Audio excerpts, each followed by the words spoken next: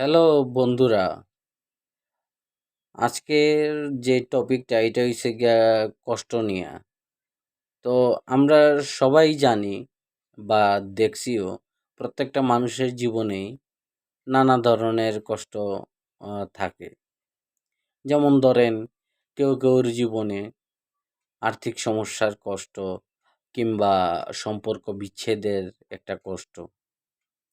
কিন্তু আমি আজকে এমন একটা কষ্ট দেখলাম তাতে সম্পূর্ণ হতভম্ব হইছি। তো জানি না আপনাদের কেমন লাগবো। আপনারাও একটু এই কষ্টটা দেখেন। আমিও একটা মেয়ে মানুষ, আমারও মন আছে, আমার শরীরেও ক্ষুধা আছে। স্ত্রীর শরীরে ক্ষুধা মেটাবার দায়িত্ব স্বামীর, অথচ অথচ আমার স্বামী